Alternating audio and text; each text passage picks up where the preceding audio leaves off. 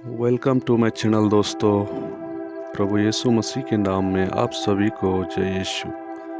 दोस्तों, आज हम बाइबल में से वचन देखेंगे जो है संत लूकास अध्याय 15 वचन 1 से 7 तक। ईसा का उपदेश सुनने के लिए नाकेदार और पापी उनके पास आया करते थे। फरीसी और शास्त्री यह कहते हुए भुनभुनाते थे, यह मनुष्य पापियों का स्वागत करता है और उनके साथ खाता पीता है। इस पर ईसा ने उनको यह दृष्टांत सुनाया, यदि तुम्हारे 100 भेड़ें हो और उनमें एक भी भटक जाए तो तुम लोगों में ऐसा कौन होगा जो 99 भेड़ों को निर्जन प्रदेश में छोड़कर न जाए और उस भटकी हुई को तब तक न खोजता रहे जब तक वह उसे नहीं पाए।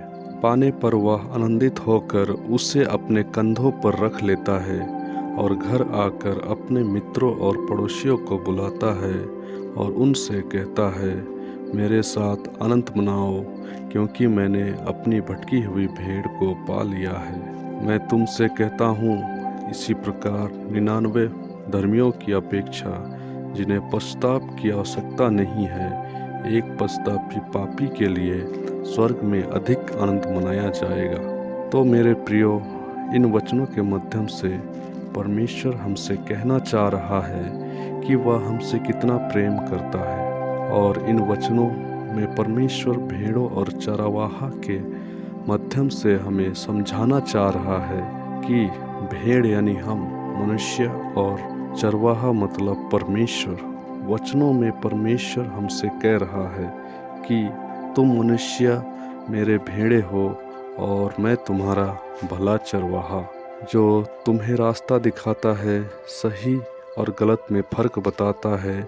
और आगे परमेश्वर कहता है, अगर तुम मनुष्य मेरे 100 भेड़ों में से एक हो और इनमें से एक भी खो जाए, जिस तरह अगर एक भला गडरिया का 100 भेड़ों में से एक भेड़ गुम हो जाता है तो वह उसे ढूंढने में वह अपना पूरा ध्यान लगा देता है। जब तक उसे वह भेड़ नहीं मिलता वह सुकून से नहीं बैठता है। ठीक उसी तरह मैं भी, जब तुम मेरी बताए हुए रास्तों से भटक जाते हो, मुझसे दूर हो जाते हो, तो मैं तुम्हें ढूंढता रहता हूँ और इस आस में रहता हूँ कि वह मेरी भेड़ें जो मुझसे दूर हो गई है, एक ना एक दिन मेरे पास ज़रूर वापस आएगी और मैं तुम्हारा फिक्र करता रहता हूँ। यहाँ भेड़ें खो जाने का तात्पर्य है कि मनुष्य पाप करता है और परमेश्वर के वचनों को भूल जाता है तथा परमेश्वर से दूर हो जाता है। आगे परमेश्वर कहता है, और एक दिन उस चरवाहे को अपनी खोई हुई भेड़ मिल जाता है और वह खुशी मनाता है और अपने साथ अपने पड़ोसियों को भी उस खुशी में शामिल करता है। परमेश्वर कहता है, इसी प्रकार अगर एक मनुष्य उसी भटकी हुई भेड़ के समान अपने सारे पाप, गुनाह, अपराध, गलत काम आदि को छोड़कर परमेश्वर के रास्ते में वापस आता है, परमेश्वर से जुड़ता है, तो परमेश्वर को भी उस गडरिया के समान खुशी होती है कि उसका एक भेड़ जो उससे दूर हो गया था, उससे भटक गया था, वह वापस आ गया है।